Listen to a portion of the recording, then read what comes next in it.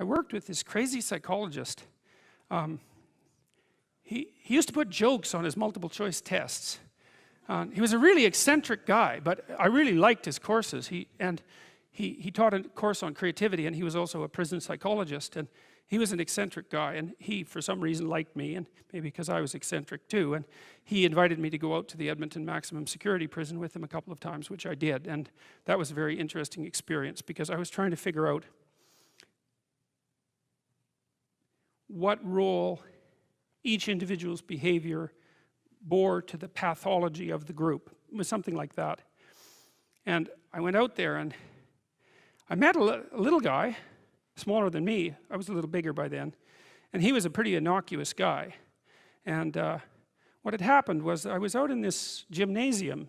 It looks like a high school, a prison, which is really quite telling in my estimation. And there were all these like monsters in there weightlifting, and like they were monsters. I remember one guy was tattooed everywhere, and he had like a huge scar running down the middle of his chest. It looked like someone had hit him with an axe, and you know, and I was in there, and I had this weird cape that I used to wear that I bought in Portugal, and some boots that went along with it. And yeah, it was like an 1890s Sherlock Holmes cape, and it was really like it was from the 1890s because this little village was up on a hill. It was a walled city on a hill, and they sold these things, and I don't think they'd changed the style since 1890, and so I thought they were really cool, and so I was wearing that, which wasn't perhaps the most conservative garb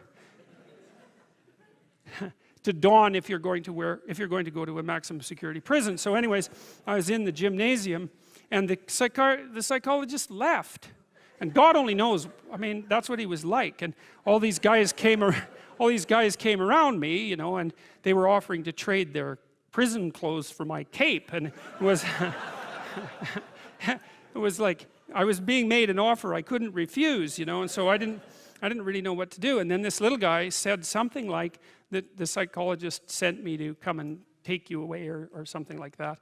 And so I thought, well, better this little guy than all these monsters. So we went outside the gym through some doors, like school doors. We went outside the gym into the exercise yard, I guess, and we were wandering along, and he was talking to me, and he seemed like a kind of an innocuous guy. And then the psychologist showed up at the door and motioned us back, hey? And so, which was kind of a relief. And so I went into his office, and he said, you know that guy that you walked out in the yard with? And I said, yeah. He said, he took 2 cops one night, and he had them kneel down, and while they were begging for their lives, he shot them both in the back of the head.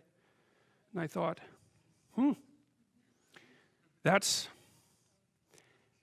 see, the thing that was so interesting was that he was so innocuous, right? Because what you'd hope is that someone like that would be very much unlike you, let's say, and certainly wouldn't be like someone innocuous that you'd met. What you'd want is that the guy would be like, you know, half werewolf and half vampire, so you could just tell right away that he was a cold-blooded killer.